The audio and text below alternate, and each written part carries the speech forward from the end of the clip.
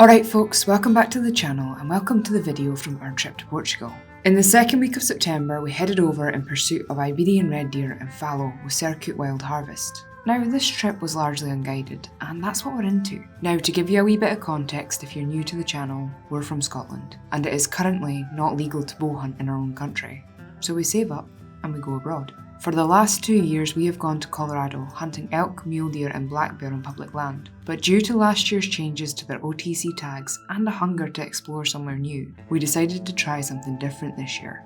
We met Sergio and found out about this trip at the stalking show, and straight away it piqued our interest. Sercout Wild Harvest offers 5 days of free roam over quite a large area of hunting. There's actually a choice of a few hunting areas that differ in habitat, but we'll talk about that later. As I said, it's unguided, and you're welcome to camp within the hunting grounds, which we prefer to get in a hotel. It's fair chase, the game is wild, and there is a lot of wildlife present on the grounds. This ticked a lot of boxes for us, so we decided to give it a go, and I'm so glad that we did. Hello from Dover! We woke up at 3 this morning, travelled down. We're driving to Portugal, by the way, probably haven't said that yet. Why are we driving? Why are we not taking a flight? We're driving because it's easier than flying. That's really not the case. It is when you haven't booked the flight. We're driving because to fly would have been 2 flights, one from Edinburgh to London, then one from London onwards, and it takes an 8-9 hour day kind of thing, then a hire car, so on and so on, and then you're limited to all your luggage, so you'd be buying extra bags, so on and so on. So the cost roughly works out about the same.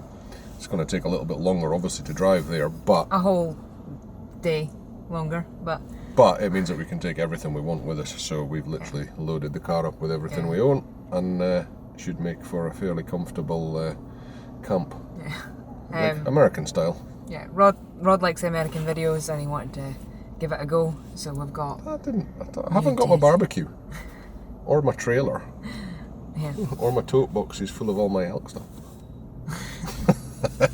Anyway, we're sat at Dover. We've been through security, sorted all the bows out to travel, and we're waiting to get on the ferry, so check back in some point down in France.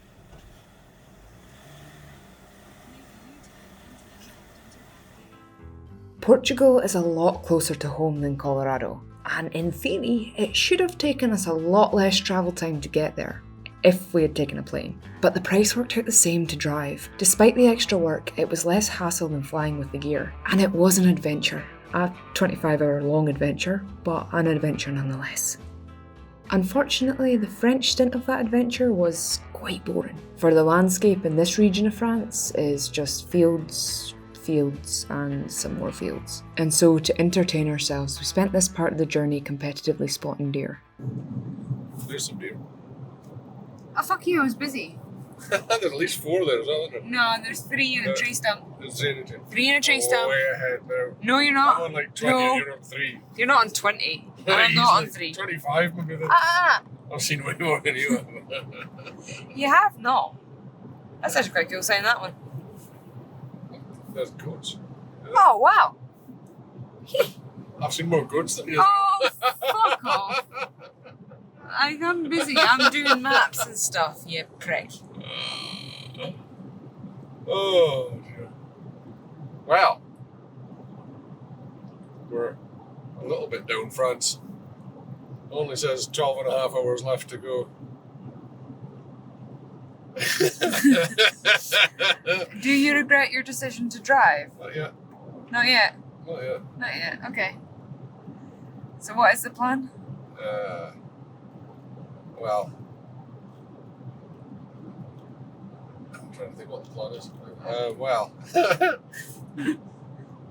The plan is to do another couple of hours, I think, and then get a hotel somewhere. Bordeaux? Near Bordeaux! We've been pronouncing all the French towns as Scottish as we can because it's not going to work in French. And No, it's because we're bored. We're very bored. Yeah. But yeah, plan is to get a hotel wake up stupid early and do the last 10 hours tomorrow.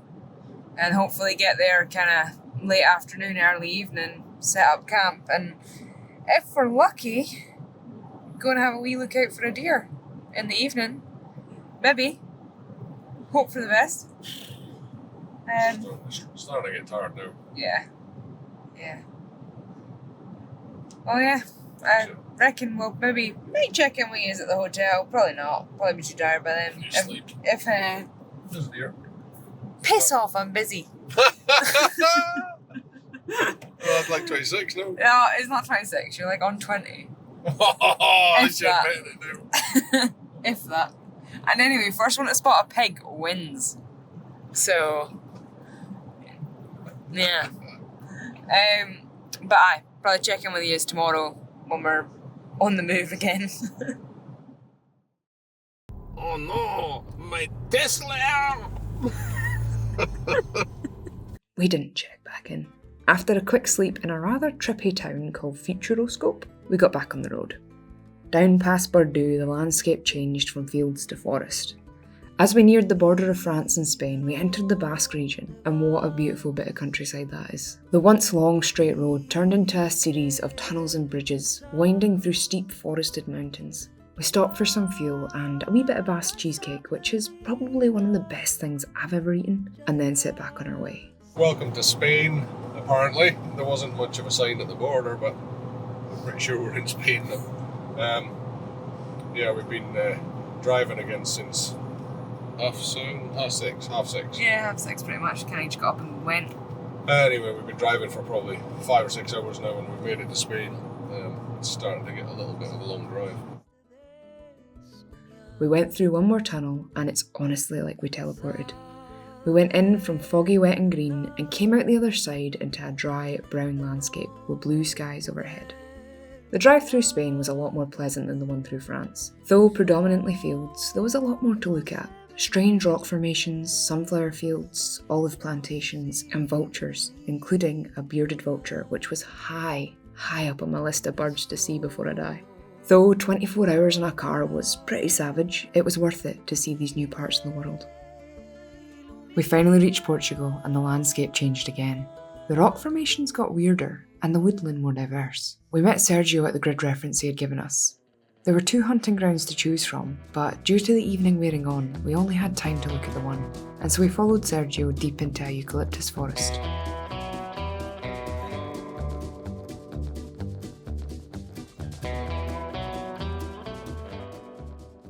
From tonight, you're gonna see the mountain roaring.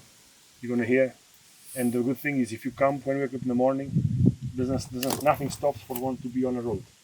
They use these roads a lot. Yeah, it's easy. But it's different than Scotland. Scotland, we drive the roads on the bottom, and the deer comes down at night. Yeah, and then the day they go up the top of the mountain. Yeah. We are on the top of the mountains here. Yeah. So the deer spends the day down below, which is cooler. Yeah. Like today, 33, 34 degrees, and down there sometimes not even get the sun. Yeah. So you'll hear roaring all day, but a lot more in the evening. Do you think you can go at them when they're roaring in the daytime? Oh, 100%. Yeah. For what Matt, they hunt with a bow, they hunt all day. Yeah.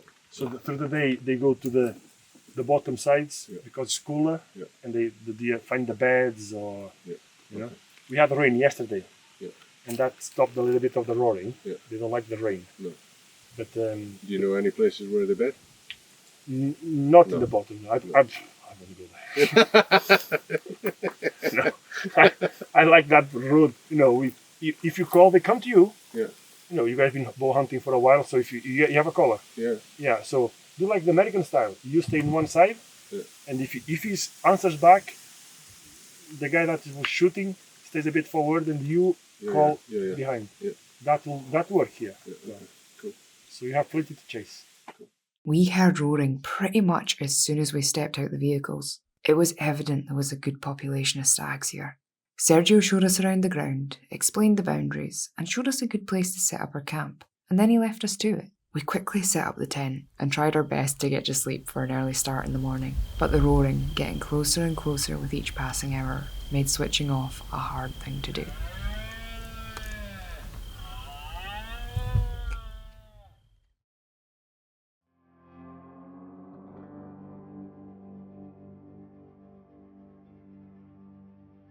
We set off early, walked to what looked like a good view, and stood there waiting for the dawn to break. The plan this morning was to learn as much of the ground as we could, as quickly as we could. One of the challenges of hunting abroad is getting to know the ground and know the behaviour of the animals on it. The quicker you can get a rough idea, the better. We spotted a hind calf and follower on the opposite face, and then heard some rustling in the valley below. Soon after, we heard a lazy roar.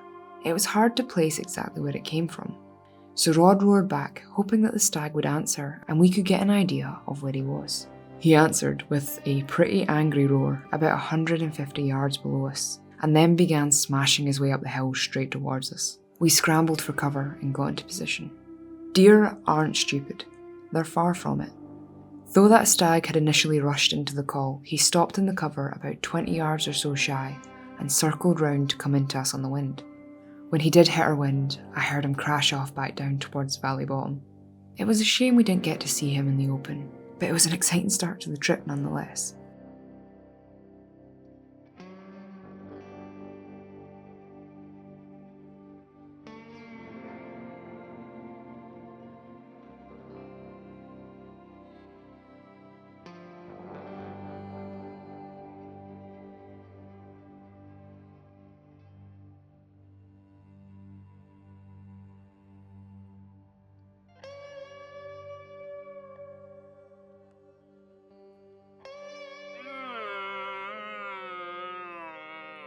We continued on exploring the logging roads, and then we heard a rustle.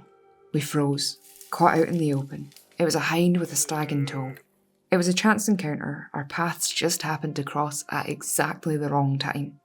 If we'd been 20 yards behind or 20 yards ahead, we may have had a chance. The wind was perfect, but we'd seen them and they'd seen us, so there was nothing that could be done. As the morning wore on and the stags fell quiet, we headed back to camp to finish setting up the tarps. We'd seen a fair few deer, but had no opportunities to let an arrow fly. But now we had a far better understanding of the ground that we'd be working with, and boy, was she crunchy underfoot. The dry ground and eucalyptus leaves would make it very hard to sneak up on anything. Ambush and setting up calls would likely be our best option here. It's the first day still. It's the first day. So we arrived last night and set up quite a basic camp. We've got no idea of the area or anything. Obviously we've got a map and whatnot. So this morning, first thing before it was light, we got out. There was stags roaring around us all night long. So this morning, before it was light, we went for a walk along one of the roads to see if we could, gain any information really. And I think we ended up seeing 9 deer. We got close to a couple. We had a hind and a little stag come running up to us about 5 yards.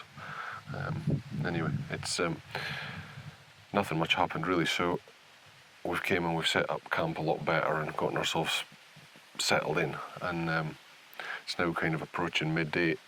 I would say around 9 o'clock this morning all the stags went dead. They just went completely quiet. We didn't hear any more roars.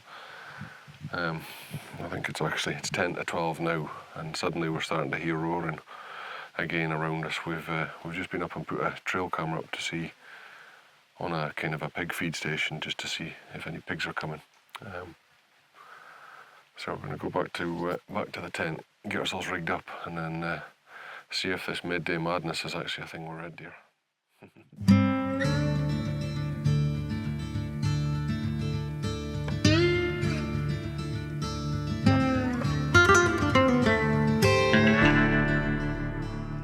We worked our way down the draw where we had initially heard the stag, setting up calls as we went.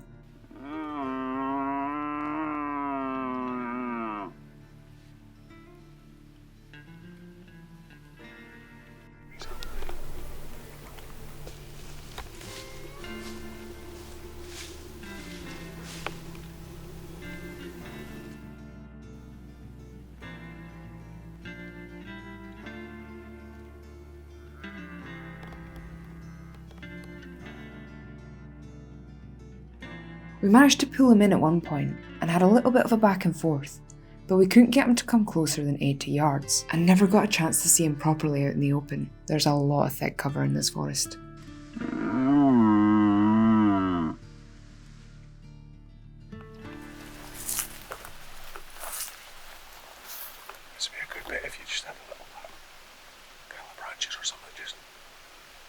see quite a long way down there, like. I bet the pigs and deer stuff fall up and down here. I don't know where that one went. It must have just been in that hollow there. Maybe got the wind of it though, because it's swirling like hell. I thought there was maybe a little spiker or something just took off. I think I just didn't hear it go. No. Just heard it like, oh, Could we just lay there looking at it? crazy how they can hide in this. It's crazy how they can hide in this. This would be a bloody good bit to hide, like here, just like have a wee hide.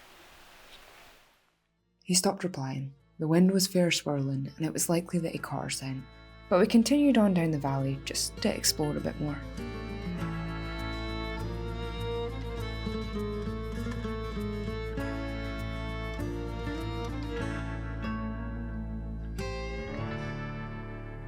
Alright folks, it's our first day hunting. I haven't really spoken to the camera much yet in this video, because to be honest I haven't really felt up to it. I feel a bit numb, to be honest. The day before I was due to leave, I lost my granddad in a really quite unexpected way. So yeah, I haven't been on the best form for making a video. But I'm in a beautiful place chasing deer, which is probably the best place I can be right now. We went scouting this morning, saw quite a lot of deer, saw 9, kind of checked out all the roads, and yeah, it's the evening now, and Rod and I are going to kind of split up quite a lot on this trip, because obviously we're both trying to fill tags and we've not got that many days because we just planned a short wee trip. So yeah, tonight Rod's heading that way, I'm going to head that way.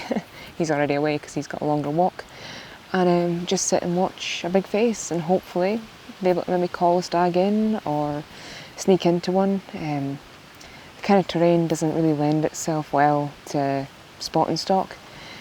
So yeah, ambush is the better way of doing it, or calling them in, which they've been calling back and forward. We've had a good go of that today. But yeah, hopefully next time I talk to you I've at least seen a deer or shot one.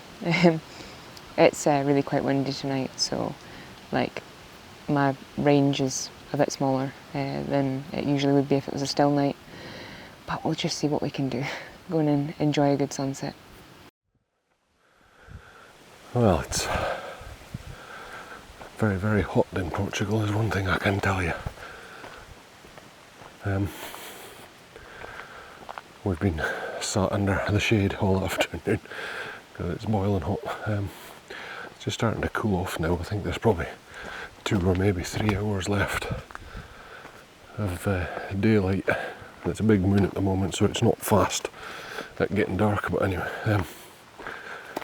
we've decided that because we've got the possibility to shoot a red deer each and a pig each, that we're going to split up tonight and just stake out a couple of different places, because it's not great for filming wise, but if one of us gets something down, then it's fair enough for the other one to just film for the next for the next outing or what have you, try and get one for the other person.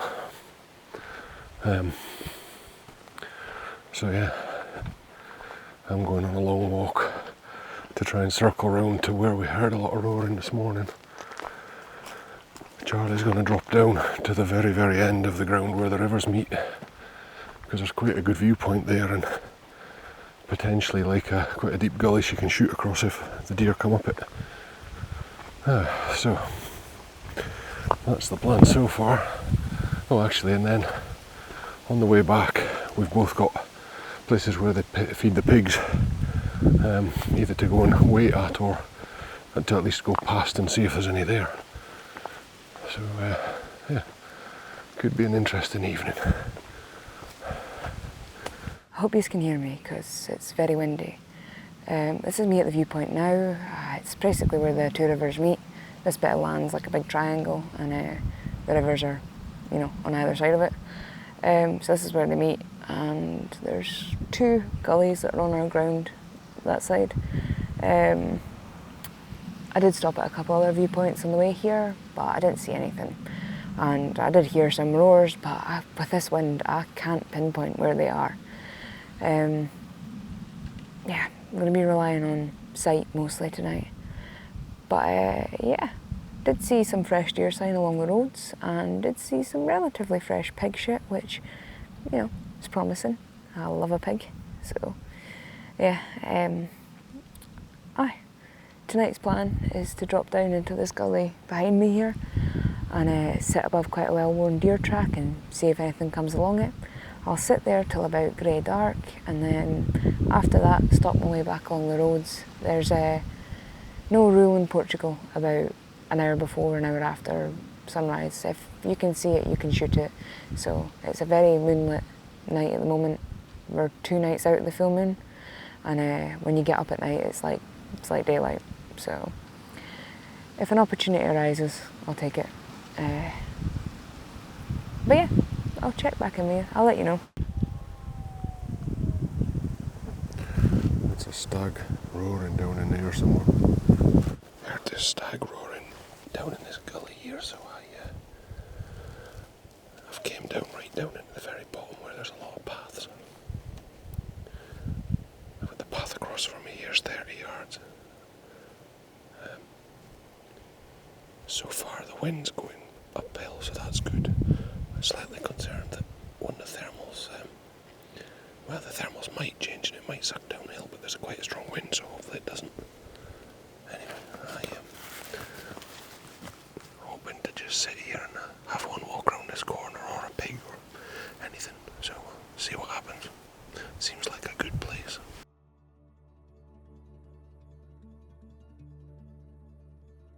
I got myself set up on a deer track, overlooking another on the opposite side of the valley. Most of my likely clear shots here would be between 30 to 45 yards, with the furthest being 55. It was a good spot. The wind direction was perfect, but I'd see no deer here. All the roars here I heard were distant and drowned by the wind. Still, I enjoyed my evening. It was peaceful. The warm air was pleasant, and between the sunset and a vulture circling overhead, there was plenty to keep my mind occupied. No sign of anything yet. It's like the wind's really dropped off and it's gone quiet. I kind of think the thermals are probably starting to pull downhill, maybe. I don't think these deer will come up the hill until the thermals swap, so I don't know. I'll just sit here until I can't sit here any longer.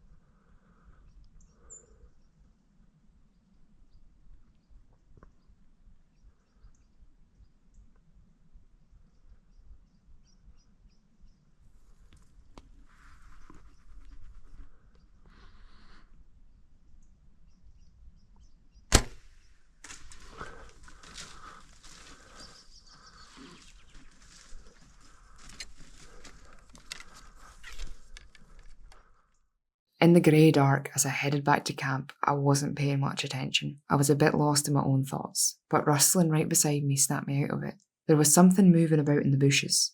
It was snuffling, and it sounded like it could be a boar. I turned on the GoPro and got ready. A roar broke out right beside me. It wasn't a pig at all. It was a stag.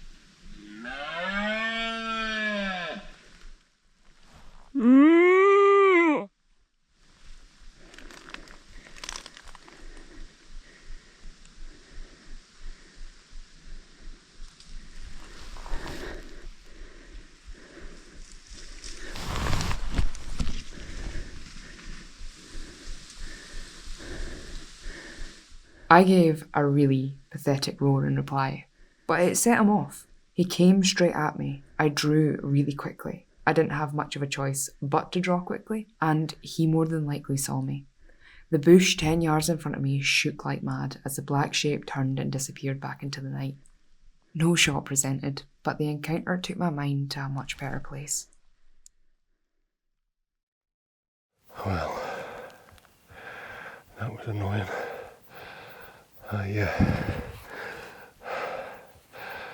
Got a shot at what looked like quite a decent stag. He was quite far, but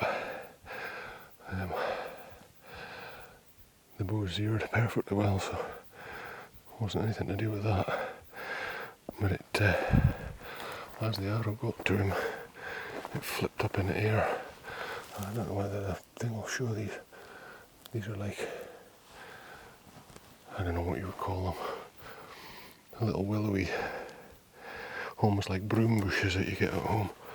Anyway, as the arrow just about got to him, it completely flipped upside down. I don't know whether this will show it or not.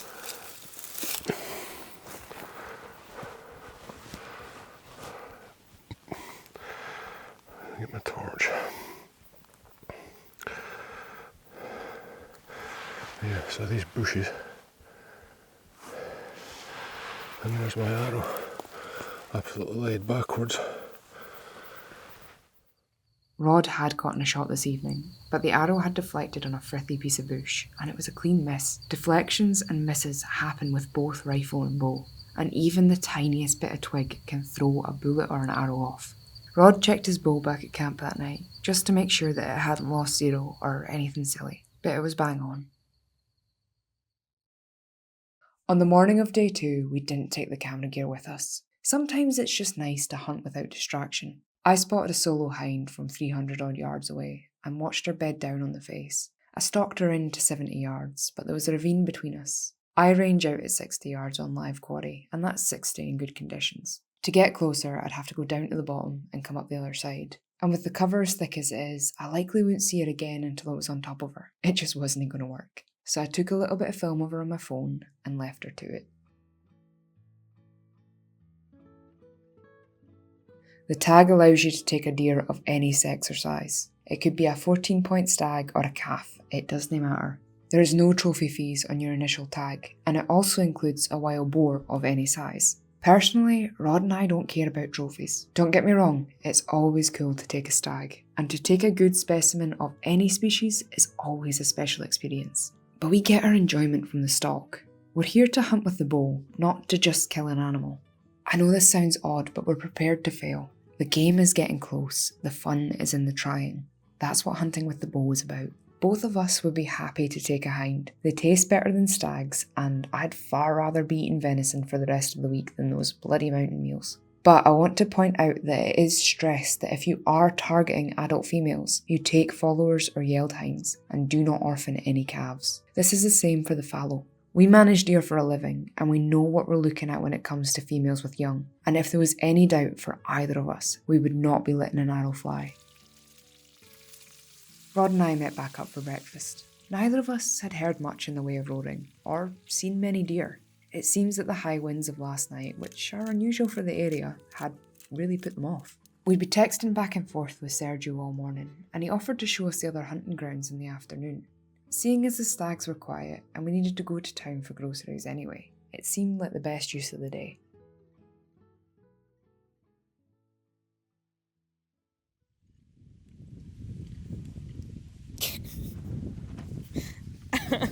I was just trying to film like a wee, like, tiny little clip of Miro. It had to be like the unsexiest.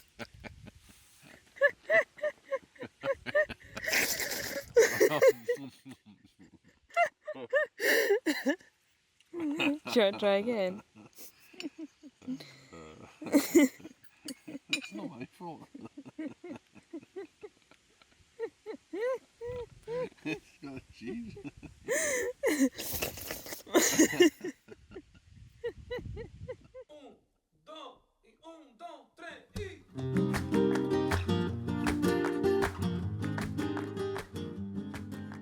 Portugal's landscape is really quite beautiful. Some of the plant life is recognisable, but most of it is not. The villages and farms feel like relics of a time gone by, and the colours of both the buildings and the hills are stunning, especially when the sun hits them right. Life here seems to move at a slower pace, which I find myself quite envious of. And their dogs do not give a flying fuck. So much so that the phrase "as unbothered as a Portuguese dog" is now commonplace in our vernacular. Yeah, we went to go see this other bit of ground, and as soon as we saw it, we were like, yeah, that is the bit of ground we want to hunt. It's a lot more open. Obviously, we're kind of used to spot and stalk type stalking, and it's just cool. It's just a really cool deserty, scrubby mix of cork and eucalyptids and all sorts. I don't know what else there is. I don't know the names of most plants here, but like there's plenty of seeing. We saw deer while we were there. We saw a stag and 4 hinds or 5 hinds. I don't know, but while we've been out over here, we've seen more deer than we've seen in the last 2 days. So. Yeah, just purely because we can see them. There's probably the same amount of deer. I think there's probably less deer here, but at least you can see them because it's open, isn't it? It's... Totally. And lots of vultures and other things kicking around. So yeah, we're going to go and grab the camp and move to there. And hopefully, if we can get that all done as quickly as possible. It's getting late now. Like, I don't know whether it's this cloud just, but it's sounding dark, isn't it? Yeah. If we have time to go for a stalk tonight, we will. If not, we'll just sit and spy until we can't see anymore. But yeah, we've got to go get the camp. So it's such a much better looking bit, though, isn't it? It's way nicer. Cork trees. Yeah, we literally saw it and went, okay, that'll do. But it's good. It's nice because we can sit with a spotting scope. Even in the middle of the day, we could potentially spot them with a spotting scope and then try and sneak up on them. So there's also lots just of nice, bedding. Like, we're really excited about it. You know what I mean? Like, and that just tells you it's the right bit to go. It is, absolutely. Because we both saw it and we're like, yeah, there's nothing wrong with where we were. There's plenty of deer where we were, but it was just hard to get a clear shot at them. Like, it wasn't filming wise, it was just about an impossibility. And the only option that we were going to have to do was to either ambush stuff, and the way the wind was, it just wasn't lending itself to it. The wind was just being torturing there. That's not the usual kind of wind. It's not the usual wind, and it's not normally even windy, I don't think. So, from what we gathered, the weather has been a bit odd for the last day and a bit. Which hasn't helped with the rutting. Hasn't. The weather was quite quiet last night. In comparison to the first night we got there when they were shutting the heads off. Same this morning, it was just dead. Yeah, pretty much. But yeah, this looks promising. There's fallow deer here as well, so there's a chance that we end up with a fallow deer instead of a red deer. Again, not particularly bothered what we end up with. Could be a hind, could be a doe, could be a stag, could be a buck. Don't care, just as long as it's a good stalk.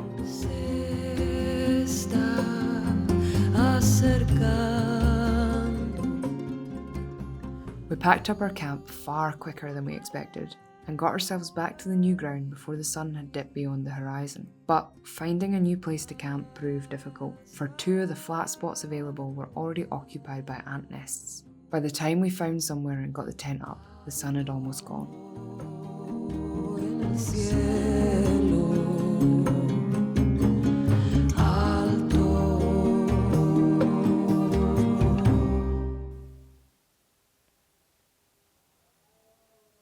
First thing in the morning, we've moved places to this new spot, and there are deer roaring, like completely right round us 360. We're just waiting on it getting light enough to see, and then we're going to try and pick some, see if we can ambush them as they come back to the bedding. Besides one stag and his hinds, we didn't see much in the grey dark, but as the colour came into the sky, the deer started to move. And just as Tiago had said the day before, they began to appear everywhere. You can tell them guys know their ground. I literally said, oh, you'll see nothing in the dark. And then as the light comes up, there'll just be things pop up here, there and everywhere. It really is. To the point where making a plan of which one to try for became a point of debate. In the end, a small stag appeared on the face directly opposite us, and seemed to be heading down to the cuts in the bottom of the valley. If it continued in the direction it was heading, Rod would be able to use the landscape and stay hidden to intercept it.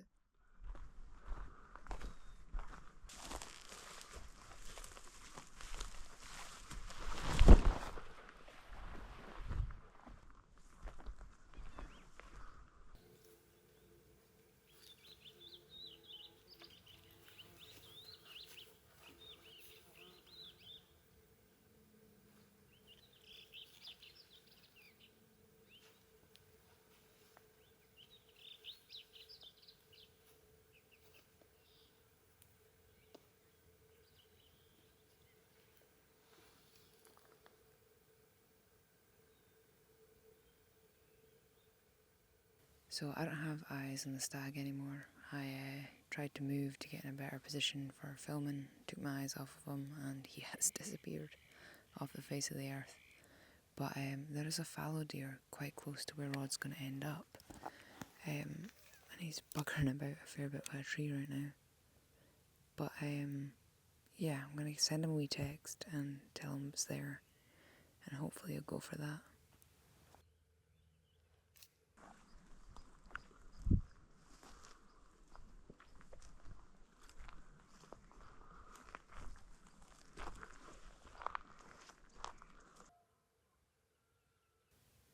I don't know if he's seen or smelt Rod or heard him. It's quite quiet. But he's definitely looking the direction that Rod will be coming from.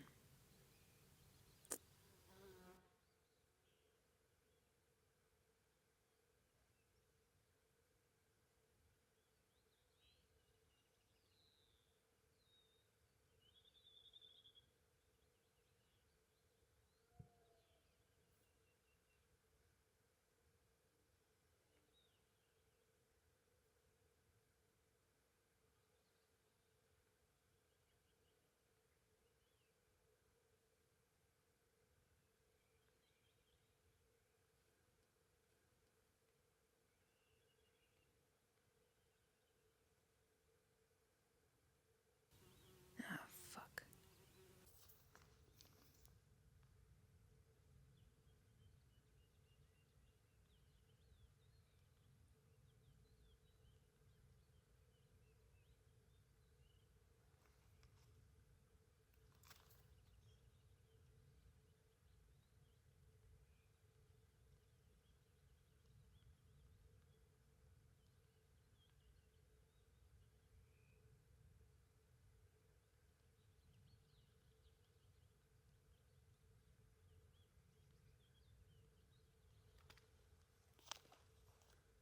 So a different stag, kind of like a switchy thing by the looks of things, has appeared.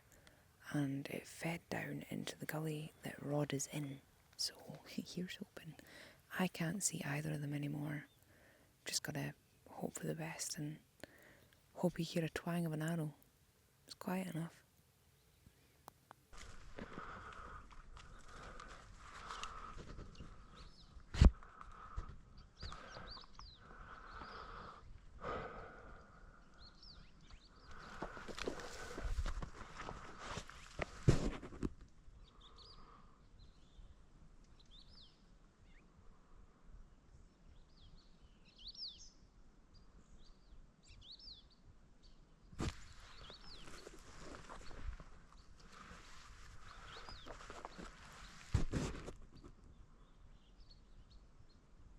That's me back at camp, sitting in the only shade that there is, hiding behind the truck. Rod'll be a wee while yet, because he was down the valley. He did see that stag, but he didn't get it. But hey, that's bow hunting. It's a lot harder to do than rifle hunting, and that's why we do it. If you're new to this channel, if you've just stumbled across this video, both Rod and I hunt deer for a living. That's our job, and we do that with a rifle and quite high-tech scopes, because obviously it's a job, it's not, you know, recreation. So it's quite, I wouldn't say easy, it's got its challenges, but, you know, if you see a deer, you're more than likely going to get it. Whereas this is proper hunting. That's why we're into bow hunting, that's why we come abroad to do it, which is kind of funny, because, like, it's your job to shoot deer, and you go on your holiday to shoot deer. I wouldn't change it. But yeah, there's a lot more that you need to consider. Obviously distance is a big thing, like we need to be under 60 yards pretty much. I mean, Rod can shoot a bit further, but realistically we want to be under 60 yards. 20 is ideal. And wind, yeah, just everything. If we had a rifle, we would have shot about maybe 20 deer already, but where's the fun in that? The stag and his hinds that we'd seen earlier had headed further around the face and out of sight whilst I was spotting for Rod.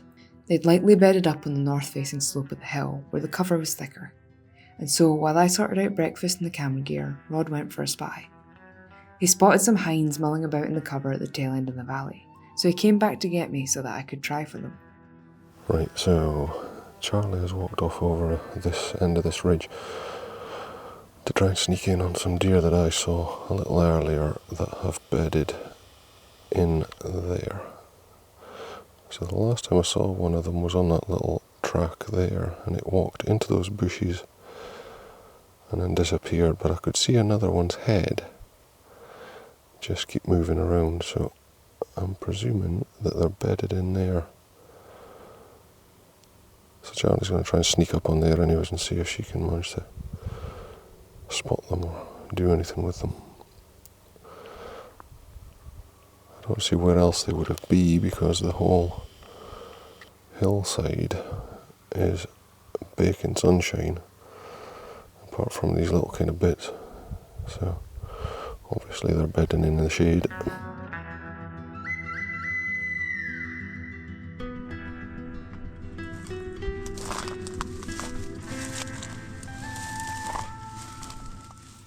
Right, so Charlie's gone off over the hill to try and sneak into these deer that I spotted just before.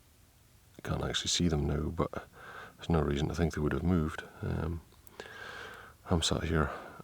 I've kind of made myself a little bit of an umbrella sunshade, but it's not really brilliant. But anyways, it's better than the full heat. Yeah, so Charlie's going to try and sneak down into the gully behind here. So she's going to sneak down over and then come up round, and they're in this bank here. The wind here is kind of coming from them to us pretty much, but obviously that could be doing anything down in there when she gets there, so I'm sure she'll let me know on a text or something if she can what she's doing, and then we'll try and spot her and see what happens. Plan really is to just kind of try and do this, just spot them and try whatever we can try. And then this evening probably set up some ambushes. Ambushes seem to be quite a good way of doing it if you can find a good spot. Obviously we haven't been here long, so we haven't scoped it out particularly, but there's plenty of deer, so we just need to find somewhere where it looks like they would funnel.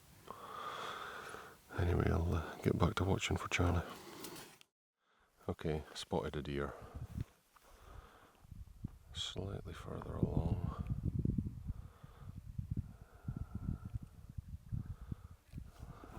There, I believe.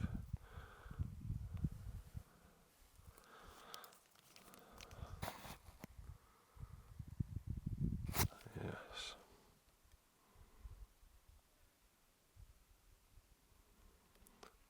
Centre of the frame. Right, well, she's just sat there quite the thing.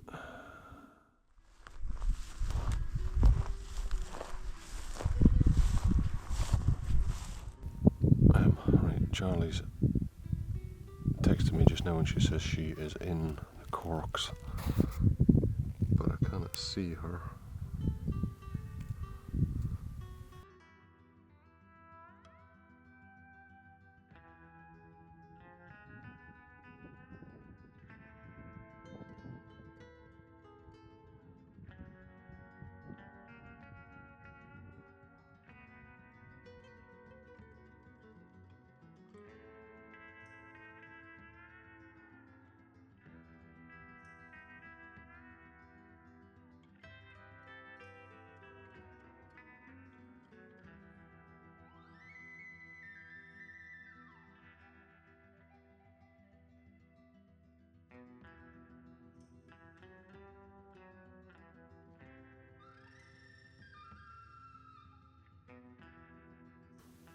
Laid back down again.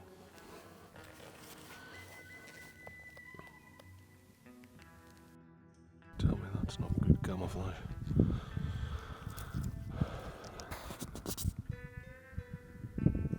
I looked at her 5 times and didn't see her there. Charlie hiding underneath a tree.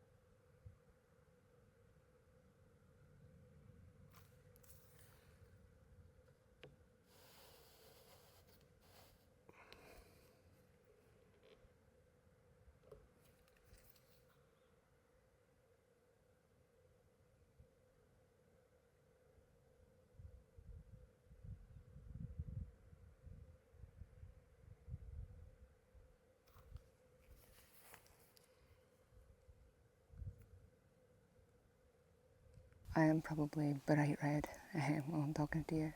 It's ridiculously warm. Obviously it's the middle of the day now, so it's baking. But yeah, I didn't really expect that to work. I had no idea how many deer there were. I didn't know where the deer were. I just knew that there was one hind that Rodney could see. And yeah, it obviously didn't work. It was really, really crunchy, and I ended up too close to them in really thick cover that was like thicker than me. Unfortunately, I didn't switch the GoPro on while I was walking through. But yeah, it was seriously thick cover. But yeah, I also didn't know there was a stag there. If I'd known there was a stag there, I probably would have stopped where I was stopped at them rocks and given a wee roar and seen if he would come to me. But I didn't want to do that in case it was just hinds, because if it was just hinds, I might have spooked them, because I'm not very good at doing red stag roars. Elk whistles, Sercout whistles, roe deer, awesome, but I'm shit at red deer. So yeah, didn't want to risk spooking the hinds if it was only hinds, because as I said, I don't mind if I shoot a hind or a stag, but yeah, if I'd known the stag was there, I would have given a wee call, see if he'd come to me. But you live and learn, and that's what this is all about. I mean, this is the perfect place to learn. If you've just passed your IBEP or something and you want to have a go at bow hunting, maybe you've not got much deer experience, you'll get opportunities here. There are plenty of deer. You might not get a deer, but that's bow hunting. We might go home empty-handed, but we've had plenty of opportunities to try, and that's why we came. Well, that didn't work. Well, it nearly worked, to be fair. She got quite close. So Charlie went down in there, and she got probably within 20-30 yards of where I saw the deer, maybe 50 yards, hard to say. Anyway, it's probably quite thick, she couldn't see them. They popped out the other side of it all of a sudden. There was a hind with two, what I would presume would be a calf and a follower, and a wee stag that was with them. And so yeah, so they, let me see, they were, so Charlie was under this tree with rocks here, the deer were bedded in this thick cover here, and then the hind was out on its own on this side. Anyway, and then they, so yeah, they were out on the side, and then basically they ran along here, and they've gone along, and they've turned and they've came back up, and are now sat up in the top of here. There was one right back in the middle of the camera there. Yeah, I have still got one at the exact same time on the big camera. See if I can hit it with zoom on this. Where are we at?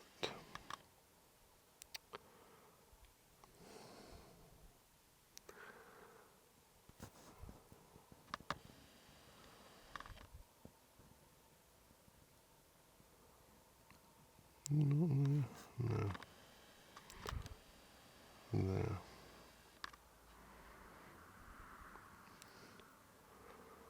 So they've gone and they're stood there. Oh, there's the other one behind her, look, that's the stag. Is that the stag?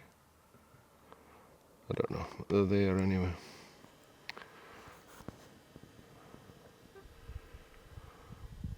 And they came from down in there. Well, could be sunstroke from this one. God, it's warm. Right. Regroup, start again, I suppose. Keep trying. We spent the afternoon hiding from the sun, and then around 4 PM we set off in different directions. Tonight's plan was to sit and wait at likely places to ambush deer. No more than 200 yards from the camp, a hind trots across the road in front of me at 30 yards. She was being pursued by a stag. I got an arrow in my bow and drew quickly before he emerged from the cover, but he never stopped in the open, and he was moving far too quickly to give him lead. As quickly as they came, they were gone. I wasn't expecting to see deer so close to camp, especially after Rod had walked down this road 20 minutes prior, so my GoPro wasn't on, which was gutting, because it would have made for good film. I've been stood here for like probably 20 minutes because the wind's bad. The wind's going the wrong way. So I was just kind of killing a bit of time before I look over this side anyway. When I came, there was a roar over here before I came over. And like I say, I've been probably sat here 20 minutes anyway. All of a sudden, this bush here, like this scrub, which a bramble patch. All of a sudden just started like jumping in the air, the whole patch. And then the tree beside it banged, and then back into the thing, and the whole thing's jumping around, crunching, crashing. So I grabbed the bow, rangefinder, everything. The bush is 55. Anyway, I don't know what happened then. The bloody stag came out this side of it and just took off and went right away up across there and right up over the top of the hill. I don't know, I mean, he cannot not have gotten my wind. I've been here for 20 minutes and he was sat there, the wind's blowing straight at it. But he was like thrashing the bush around. Christ, I don't know, I just need to sit here and see until one moves till I can see it, I think. Anyway, it was quite exciting for a moment. I set myself up at the corner of the remains of the pigeon pen. This square of forest was once deer fenced to keep pigs out in order to feed pigeons. I didn't actually ask why they were feeding pigeons, I probably should have. Nowadays there are no gates and there's a hole every 100 yards or so the deer and pigs come and go. But deer tend to follow linear landmarks, and with a natural cut in the landscape and a few large holes in the fence, it seemed like a likely bit to sit. Whether you're able to see it or not, but there's an eel in the tree over there. It's bloody massive. Well, that's a big eagle. Like that. I don't know how far away it is. It's a long way away. Yeah, it's like 265 yards away. It looks like, I don't know, it looks like I expected a red deer size. Hard to tell with perspective and stuff, but like that's a bloody big bird. Almost looks like it's sat in a nest there. Wouldn't surprise me if it is a nest. Anyway, it's getting to that kind of time of night where I just about hope to maybe see a deer stand up somewhere in the shadows and move about anyhow. We'll keep trying. Charlie's had two go right past her earlier on. What else did she say? Something else. Anyway, there's deer around, so maybe we'll get lucky. As the evening wore on, a hind calf and follower appeared away out in the pen. I didn't move. It was early, and they may yet come to me. Stalking in this crunchy terrain wasn't paying off, and so I needed to exercise patience. But whilst watching them, I heard the fence rattle. I scanned around like mad, wondering how a deer had sneaked past me. And then, for a split second, I saw them. Egyptian mongoose. 2 of them. I reached for my bow, not the camera. These are an invasive species, and one we are welcome to shoot, but the sneaky little things never came out into the open. Spotted a fallow. I think it's maybe a little pricket, I'm not really sure. I haven't had a good look yet, but I'll see if I get it on a camera.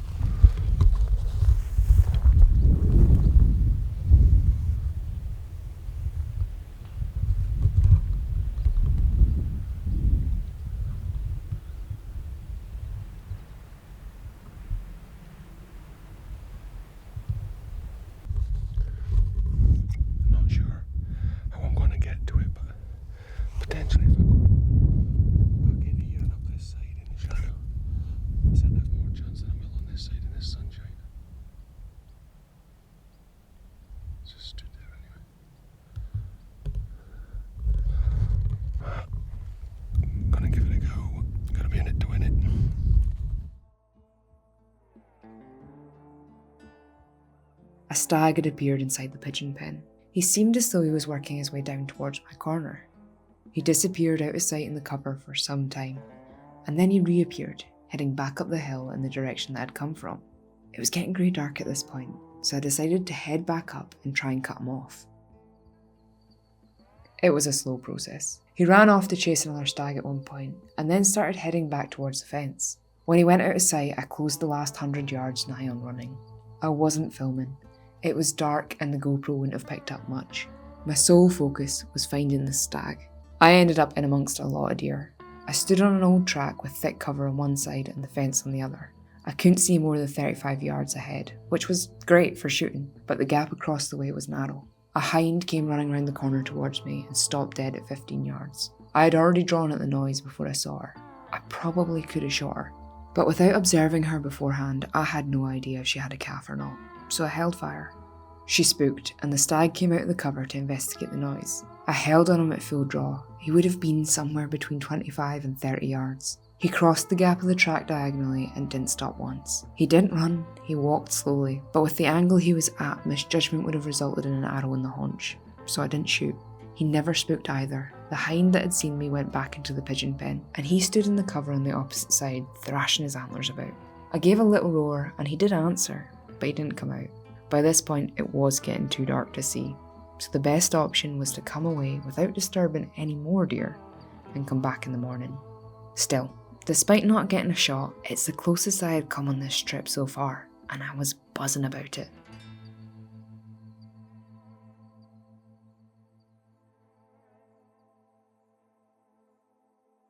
On the morning of day 4, we didn't take the camera gear with us. We went our separate ways again. I went back down to where the action happened last night, and Rod went back into the valley from yesterday morning. I went and stood. Do you know where like the actual fence starts? Mm-hmm. I just stood on the corners because like the hinds were up on that edge of the fence, and then all those stags were roaring on the corners, so it was like a crossroads. And just got myself into the bushes there, and like, yeah, stood there for ages. Heating roaring. Did you see the ones in the Oh yeah. pen? Oh yeah. We're all hinds. Were the hinds? Were there 4 of them? There was about 6 of them. Oh. And there was a tiny calf. Like, tiny calf to the point of, like, spots. Yeah, so, didn't bother with them. Stood watching and listening, roared a bit, and then had that one, Raji one, roaring back at me a fair bit. But down in them bushes? Well, he wasn't down in the bushes, he was up in, like, on the actual fence line. And he came down the fence line into the bushes inside the horse pen, and I thought he was going to come out onto that corner. Because he was, Thick, it's so thick. I know, I couldn't see him, but he would have been like 60 yards. It's so thick, it's not thick, but it's thick enough when you're stood there trying to get a shot at them. You can't see them. They can disappear in it. Like, but yeah, so he would have been like 60 yards the other side of the bush. Thought he was going to come out, and then another stag came over to see what all the noise was, and he went tearing off after him. Then he came back further up on the hill where he originally was, like oof, across the hill, and then just didn't want to play anymore. And they all kind of went quiet after that, so I went and got my trail camera and moved it.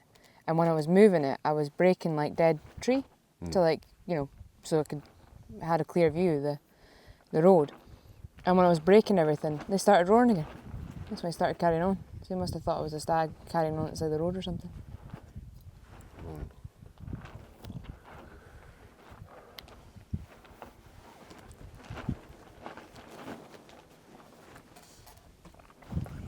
Just annoying. Very annoying.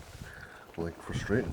Like, I don't know how many we've been in within 100 yards of.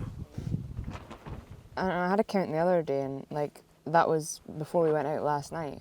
And I think we would have had something like 30, 32 dead deer if we had a rifle.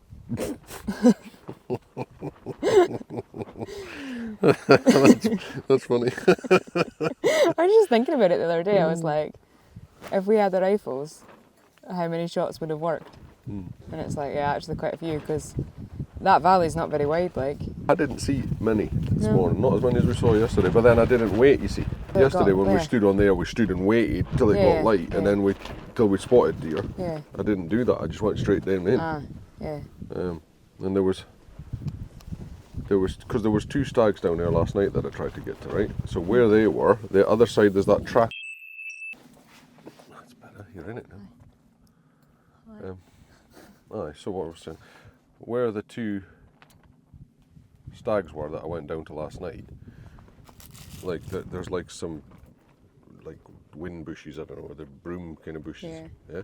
And then there's that track that goes straight up the hill that the fallow crossed, you know, the dead obvious track. And then just the other side of that there was 2, like just in the trees, if you know what I mean. And then so I thought, cool, I'll try them. And then when I got down, I think it might have been them, they'd moved further down and then on the other side of the valley. That's going to slip off of them. It might not. Anyway, so, and then that turned into 4 maybe. I think it was 4, and there was like quite a little stag with them. But the wind was like really, it was still as hell down. Like, because for all it was windy up here, when you got down at the bottom, it was completely still, and then the wind was just doing whatever it wanted on the heat.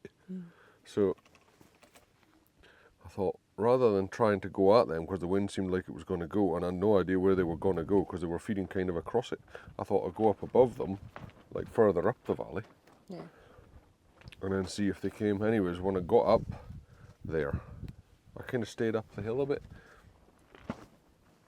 and then when I got up, I saw a stag about 3 valleys up, just on a bank walking. So I legged it kind of up round and along, and because there's been like traffic. I don't know, farm tractor or something that's driven, so there's a track where it's quite quiet walking. So I kind of shot along that. But I don't know where he went. Just gone. And I went right up to the corner of the fence where you were. Like there's a distinct corner in it, and there's a big bank of corks on the back of it. That's where I was at last night, I think. So anyway, right away up to there, and I don't know where he went. So and I thought, well, on my way back, so I thought I'd go up the valley that he was up. So I kind of went up that to the top of it, and then I kind of valley hopped across. And when I got into the second one, I was kind of going up the other side, and just as I walked behind a cork tree, so like as I was walking up the valley, I could see that side and this side, and as I walked behind the canopy of a tree, down the bloody bank here come 3 of them, right into the bottom where I just walked from, completely behind the canopy of the tree that I'm stood now behind, and stood there at 40 yards, went, gone. Because like my wind was going back down where I just... That's annoying. And then, well, I only saw 2. And I can't remember whether I had range fighted them or not. Anyway, whatever, but I got an arrow in the bow, got my release on, like kind of dropped ready to shoot. And she snorted and turned and ran off with a calf.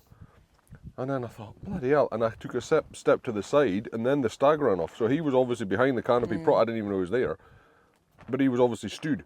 So he was within range, and he stood. If I'd have been stood where I could have seen them, they probably still would have run off, but he would have given me them split seconds more. And I'm like, for God's sake, like they're literally to 40 yards. And then, so they went off. And then you texted me saying that they were all roaring up by you to come up. And I thought, well, like, I was at the tarmac, So I went, because I was nearly in the next valley where the deer had been, I went up over the crest to go into there, and they weren't there. So whether that was the same ones, and they were coming back to where, anyway, I don't know. There's nothing in there, so I went up onto the next crest, which is the one that's got the track on it. And then I thought, well, I'd looked into the next gully, I couldn't see anything. And then you were still saying to come, so I started walking down the track. I was walking down the track, I kind of looked around the bush, and here's a hind stood right in the road looking at me. So she shot off, and she didn't have snort, like they were all really vocal. like a proper, like, and I heard her from, she'd be 100 yards, I loud. They're very vocal. Grunt, and the calf almost went, and followed her. It was weird. When it was like those group in that pen, they were talking to each other, like when they were calm. The calf was meeping, because it didn't really know where it was, I think, because it got away from the rest of them. And like, they're quite vocal deer. Anyway, so then I walked, they ran away and onto that big bank. But like, they were there so quick, it's incredible how they got on the ground, like, they're big bloody animal. So then I just started like, well, I was coming back to try and get over here to you, so I'm legging it down the track, and here on, not the bottom of this bank, but the bottom, you know when I walked down the other day, like when you look off the thing, there's like a hump, and I went round it. I went round that this morning, and as I'm coming back down the track, here's a bloody another hind and a calf legging it off through out of there. There's deer everywhere, aren't there? And then when I got round so as I could see this big banking, I was kind of just looking towards you, and there was one just the other side of these eucalypts, like 100 yards from me. And then when I got closer, was laid down on like an outcrop. I don't know whether it was the same one or not, but as I got up to the top, there was one in the eucalypts, presumably heading back for that cover that you've just been at. Like, they're everywhere, but they're bloody hard to get to. They're not even hard to get to, they're hard to get an arrow into.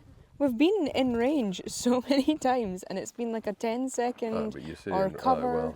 You know what I mean? There's a difference between being in range and being able to draw the bow. Like then, when we just went along there just now, and them 2 fallow deer came across the road, they were I don't know what they'd be. Let's just say they were 50 yards.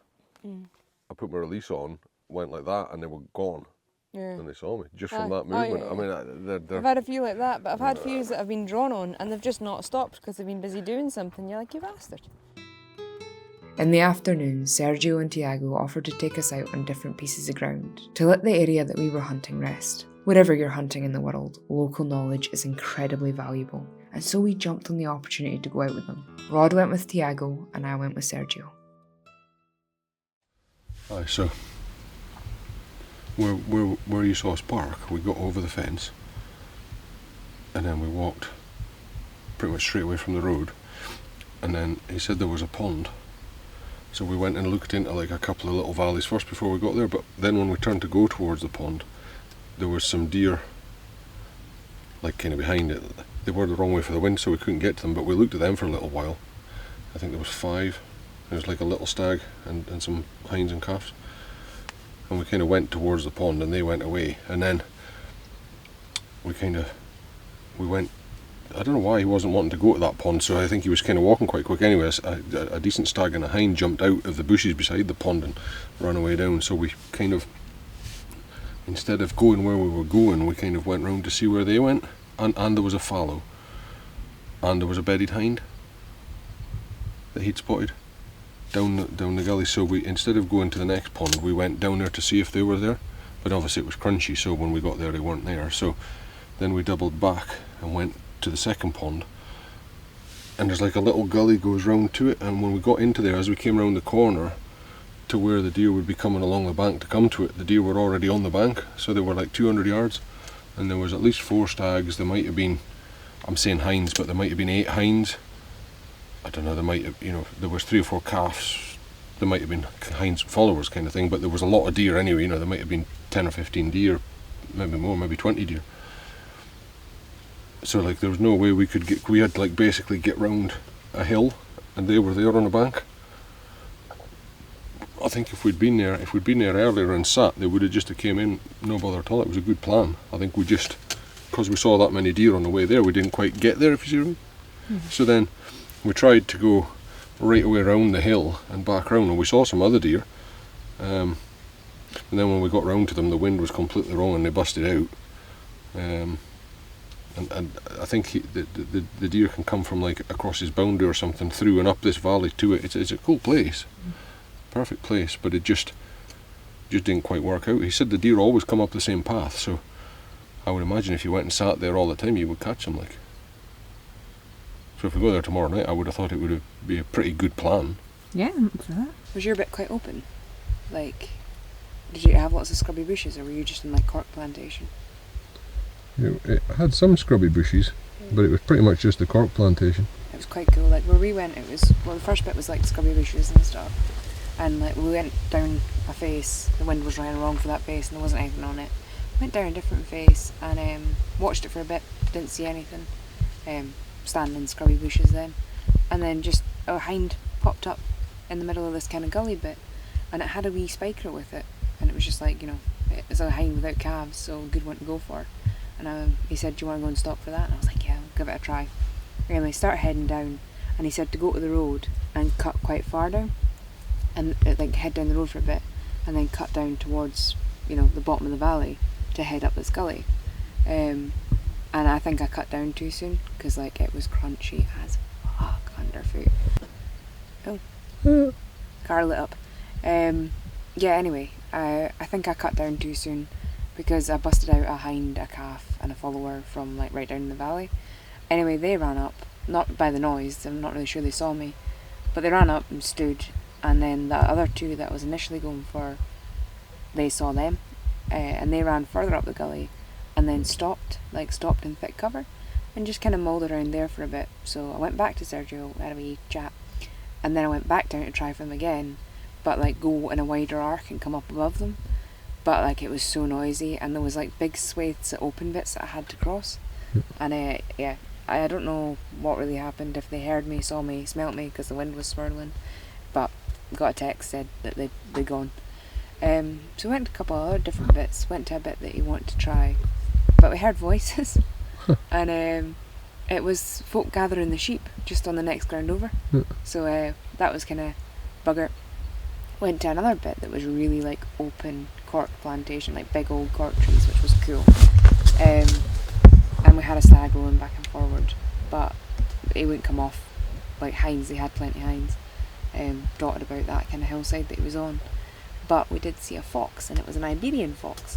Now, we had an ongoing joke that like all the European animals are just called Iberian because they're in Iberia. They're not actually, like, they are actually different species, but they don't look any different. Like an Iberian rabbit just looks like a rabbit. An Iberian hare just looks like a hare.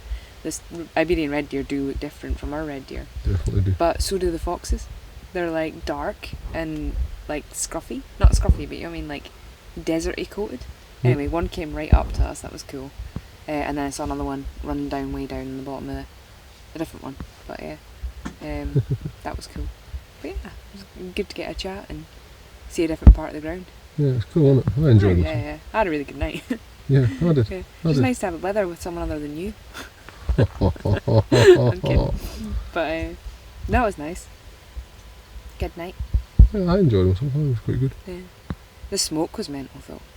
Oh Like, yeah, I saw it yeah. at one point. Yeah. I think I've filmed some of it, but there's a fire somewhere, quite a big fire, and like we saw the planes going across to drop water on it and stuff like Did that. you? Like, oh yeah. Alright, cool. Yeah. Didn't see them dropping water, but we saw them carrying it, like heading over.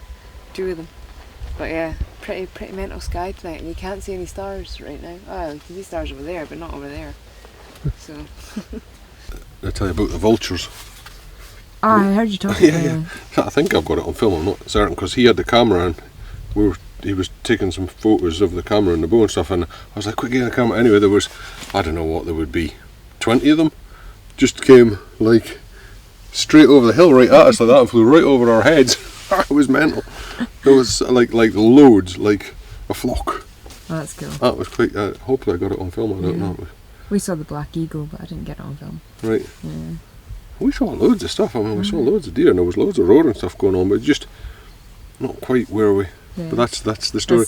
Like, he was upset because he didn't get one, I think. But like I said to him there when he was saying goodbye, I said, "Don't worry about it. It was cool." Yeah. And he says, "Yeah, but we didn't get one." And I was like, "Well, yeah, but I just spent 4 days and didn't get one. You only did 1 day, one stalk." Which is true, isn't it? Oh, yeah, totally. You know what I mean? Totally. It's hard work. Yeah, it's good fun though. Like, It's certainly not easy. I think. Yeah.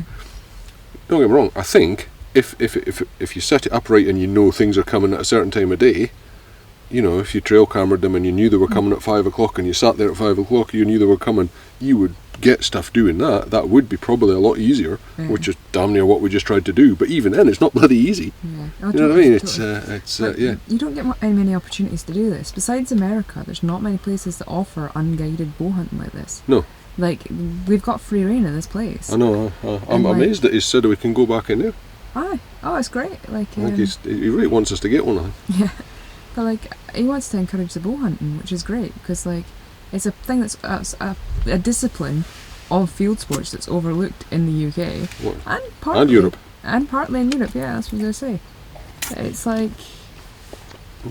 yeah, I think it'll be interesting to see what happens with it over the next couple of years or next, because it's more and more people. I mean, It's good to be able to do it unguided like this. yeah, Like he was saying, though, like they do with the rifle hunters, he said they stalk in the morning and they high seat in the evening. And I think if within this area that we've got to hunt, say, he said go and stalk that bit, but don't go in there because there's a high seat in there, and you go to the high seat in the evening, so as you had a little bit of inside knowledge. yeah. Yeah. Before you were let loose, because half the bother that we've had is we've had to learn the ground, and in order to learn the ground we've had to walk all over the ground, Yeah, which causes a slight bit of disturbance, which I'm not convinced is a good thing. It might not be necessarily a bad thing, but when you go and walk into somewhere and you bump a deer out, is it Yeah. going to come back tomorrow? Aye. He seems to think yes, and I'm a bit like, well, yes, but is it listening for you a bit better tomorrow? Yeah. You know what I mean? well, we're used to really pressured deer as well, which probably skews us because, like, obviously Colorado and back home, Yeah. like, that's what we're working with. But like, who knows? Well, But who knows? he's Those deer offered aren't us- they're not stupid. Yeah. That's one thing they are not. Definitely. Totally, they're totally not stupid. They are smart. Yeah. But he's offered us lots of advice, and it's been Well, yeah, like been he good. says, they're always Yeah. there if you want to ask them stuff. You just phone them up and ask them. Yeah, totally, which is complete- handy. Like, which it's is brilliant. unguided, but like, Yeah. If you're a bit lost, you can. Yeah, they're just a absolutely. phone call away or a WhatsApp message. It's great. Absolutely, it is. Yeah. But one day left to hunt. Yeah. One more day to make it happen. I've done it before on the last day a couple of times. Nothing like the last second. We'll have everything ready to go, and we'll be like, we'll get away at 5 in the morning, and we'll spend till 5 o'clock in the morning trailing a bloody deer. in the dark, That's yeah. what's going to happen. That is what's It's gonna like happen, it's yeah. sod's law. That's what has to happen. Yeah. We'll be here till Sunday looking for Or it. miss the ferry. Miss the ferry. I don't care. I miss the bugger and get another one. But yeah. Well, we'll see what happens. In the morning, we'll go and try these ones again, Yeah, totally. and we'll just both go together. Ah, yeah. You go and I'll call, seeing as you know where you're going, because I don't know where you're going. Alright, So well, we'll go together, and you take your bow, and we'll call. Cool. I'll take my bow with me, but I might take it. They're starting there now. He's close as fuck. Oh well.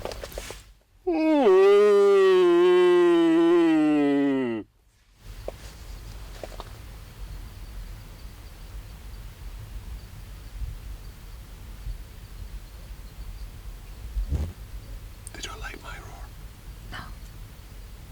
I tell you what, Tiago did a good roar. So did Sergio. Aye. When you hear it in comparison, it was a good roar. It was good effort, like. Anyway, we'll try these in the morning. If they don't run us over in our sleep. Just yes.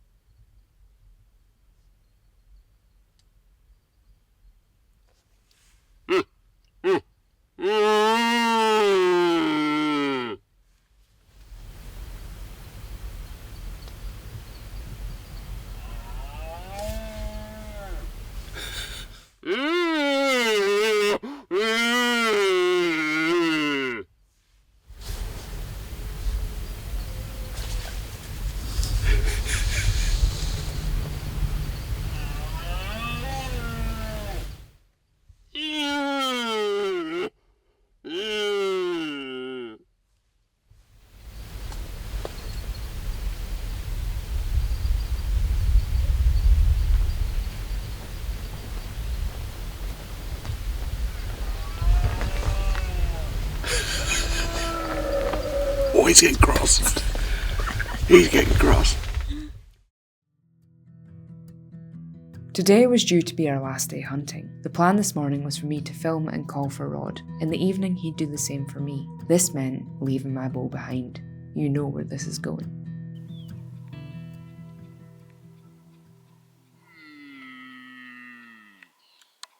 Fascinates me how they use the wind. Like this. The wind's going down the hill. That deer went down in there, but I bet you if you go there, the wind's like in his face. They will never seem to move when there's a wind to move into. So clever. And the wind, in the evening, the wind's going that way, and in the morning, for whatever reason, it's the other way around. It's done it every single day. And the deer move in the opposite direction every time. It's mental. We stopped in the side of the pigeon pen, where I'd seen a lot of deer over the past 2 days. There wasn't a whole lot of roaring going on, and again the wind was swirling.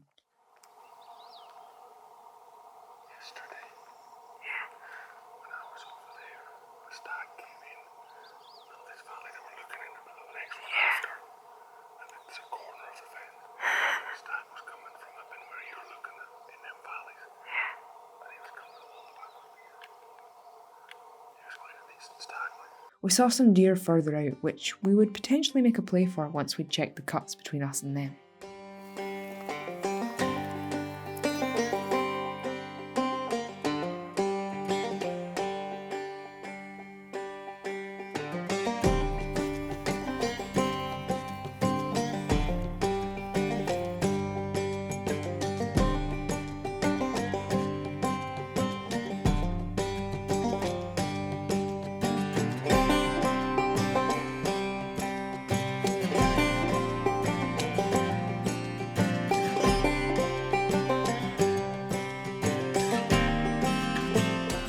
On the final cut, we spotted some fallow working their way into the pigeon pen.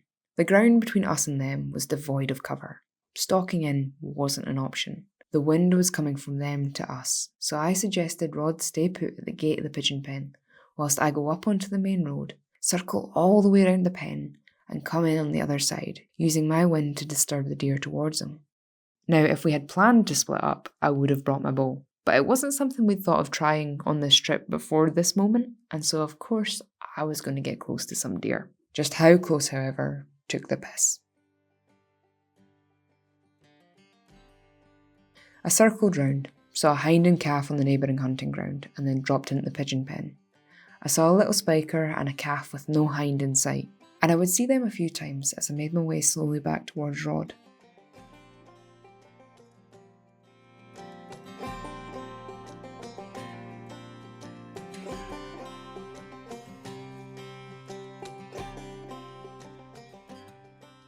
Coming down the hill, I spotted the fallow. My wind was going straight down to them, so I started walking straight towards them. Slowly, but making no effort to hide. Any second they'd catch my scent, I'd pause and I'd let them move on. But they didn't. I just needed to get a little closer, and then they'd smell me. I went closer. Nothing. And then closer, and closer, until I was stood 40 yards off the small buck, a perfectly comfortable shooting distance for me.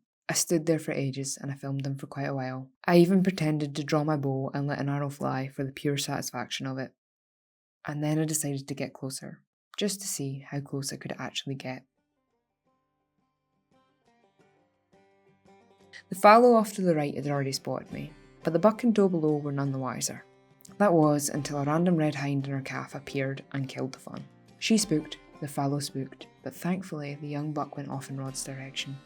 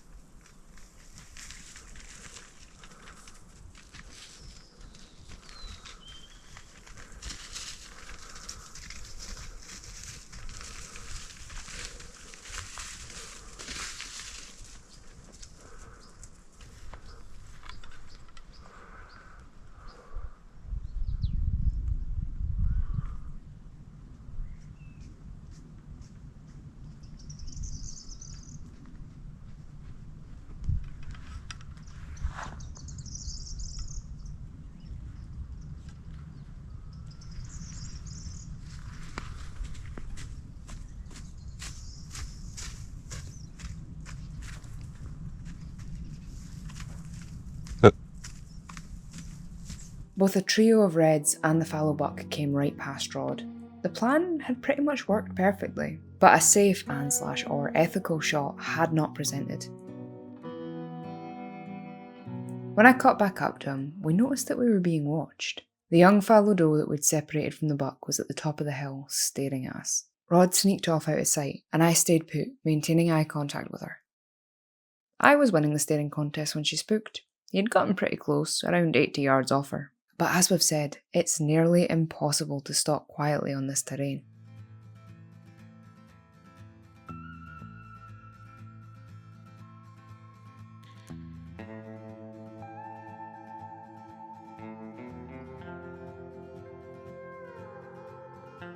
We'd go the long way back to camp, and along the way we would try for another trio of reds. But once again, the swirling wind would foil our attempt. On the final stretch back to camp, we heard the bushes crash, followed by an uncertain roar.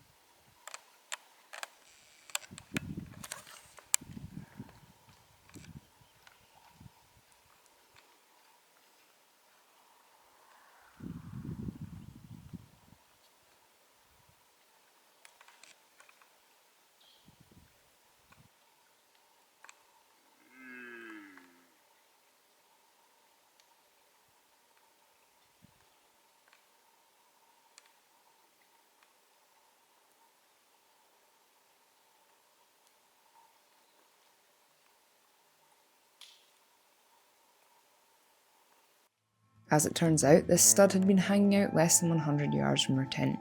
And that sums up the morning.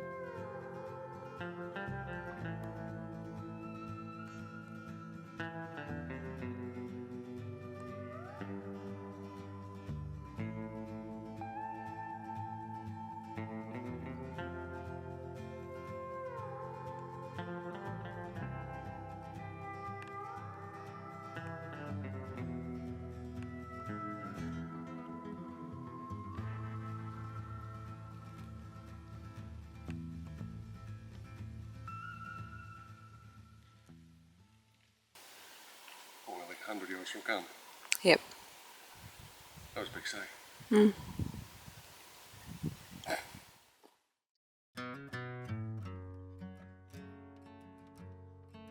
Our evening plans changed. We were offered to go to an area where the fallow were very dense on the ground, and the lay of the land meant they quite often funneled through a natural pinch point.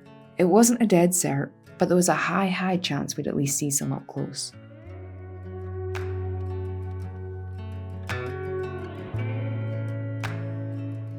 I decided to film Rod again tonight, for, and I quote, "I'm better at working the big camera." These would be famous last words. I really wanted to film a deer being taken by an arrow, especially with the big lens. It's high up on my list of things I want to film, and I had it. I had the shot. I was beautifully focused on the fallow buck. He was lit up in the golden light of the evening. You could see the flies around him in crisp focus. And then a menu popped up and I heard the arrow fly. My stomach hit the floor. This is the only film on the memory card. I have since figured out what happened and how to prevent this from ever happening again, but that doesn't change the fact I messed up the only shot that mattered. Way to kick a girl when she's downy. I can laugh about it now, but it still makes me cringe every time it crosses my mind. However, thank God for Tiago, who was filming on his phone. And though it isn't the high definition 100 frames per second footage that we could have had, it's still on film.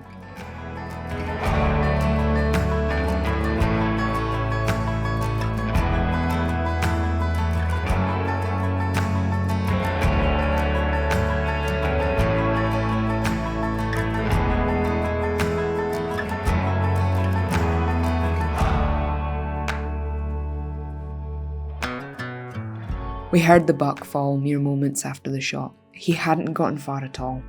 The shot had been perfectly placed, but we gave him about 15 minutes before we started tracking the blood, as it's good practice to give an animal shot with an arrow a little bit of time to ensure that they expire.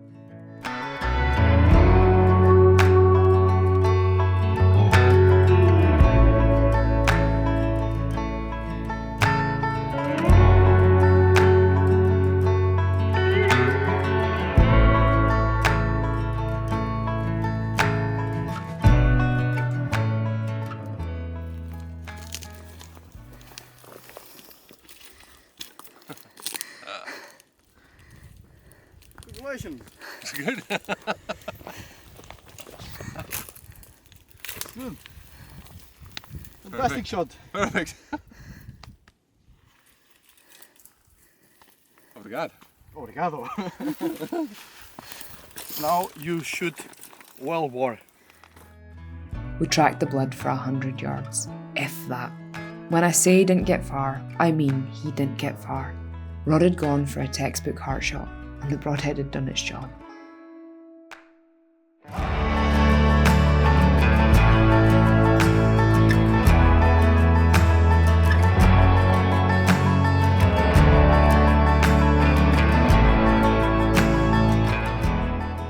I know this all seems a bit rushed, and like I haven't filmed a lot of the aftermath, and that's because we were in a rush. We'd been given the opportunity to sit out for boar in a spot they were known to frequent, and so we were really racing the daylight.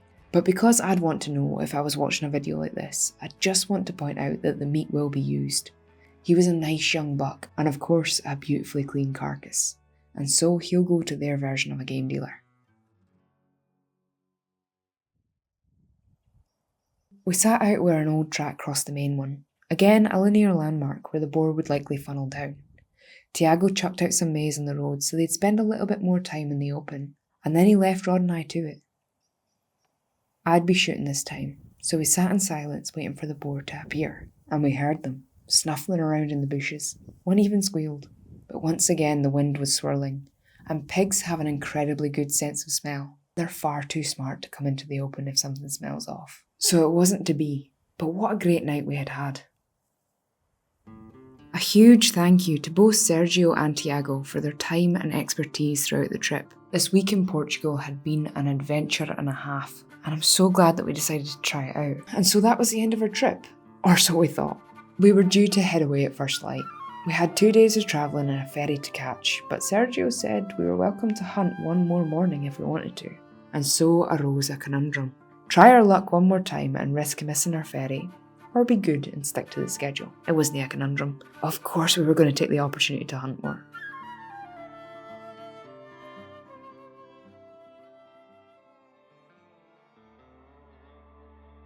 We headed out in the dark to sit on water, but once again the wind foiled our plans. During this trip we learned a lot more about how deer use the wind, and the reason why most deer tracks lie halfway up a face is so that they can walk between the prevailing wind and the thermals. These observations are something we'll take home and apply to the deer that we manage. Hunting of any kind isn't about just killing an animal. It's about the chase. It's about spending time in nature, learning from it, and understanding that you are part of it. This trip was immensely educational for us, and though I never let an arrow fly, I had so many opportunities to stalk and interact with deer. Truth be told, I didn't try particularly hard on the hunting front during this trip, nor the filmmaking front for that matter, which I regret. Understandably, I had lost a lot of the enthusiasm I initially had. I spent a lot of this week in my own head, feeling a bit numb and just so drained. But despite that, I still had a great time. And all going to plan, we will be coming back next year to hunt again. The landscape, the weird and wonderful wildlife, and the sheer amount of deer make this a special place, and I really look forward to exploring it further. Processing grief whilst doing something that I love was incredibly healing. My papa, I never called him Grandad, I don't know why I said that earlier, was a wonderful man. He was mischief incarnate, but he was a good person. In his life, he built 3 houses by himself. He wasn't a builder. He just needed a house for his family, so he built one. When he needed a bigger one, he built another. And when his boys had all grown up and moved out, he built a smaller one for him and my granny to grow old in. That sums him up pretty well. If he needed something done, he'd do it. And if he didn't know how to do it, he'd work out a way and get on with it. No problem couldn't be solved. No task ever too difficult to tackle. That's how he was, and that's how he stayed, right up until the very end. He led by example, and I owe much of my own resolve to him. He would have turned 90 this October, and though I'll never get to share this story with him, I am so grateful for all the stories we did get to share, the ones we made together, and the stories I'm only just now hearing as we celebrate the life he had. Rest easy, Papa.